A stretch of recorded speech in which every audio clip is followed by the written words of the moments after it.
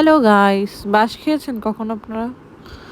আজকে আমি বাঁশ ট্রাই করতেছি, জানি না কেমন লাগবে।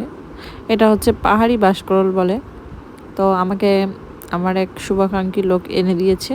তো আমি ফার্স্ট টাইম ট্রাই করতেছি। আমি ইউটিউব দেখে দেখে আর কি কাটা শিখেছি।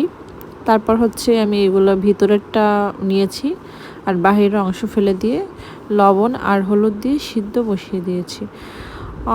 অনেকটা সময় ধরেই সিদ্ধ করতে হবে এটা। ভালোভাবে সিদ্ধ করে নরম হওয়া পর্যন্ত অপেক্ষা করতে হবে। তারপর এটাকে আমি চিংড়ি মাছ দিয়ে ভাজি করব। তো প্রথমে আমি চিংড়ি মাছটা ভেজে রেখে দিলাম।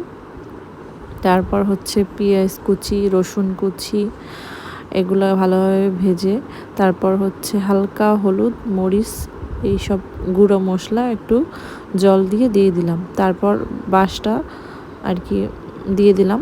দেওয়ার পর নাড়াচাড়া করে কতক্ষণ ঢেকে দিয়েছিলাম। তারপর হচ্ছে চিংড়ি মাছটা মিক্সড করে দেব। নাড়াচাড়া করে নামিয়ে নিলে হয়ে গেল আমার বাঁশকলার রান্না।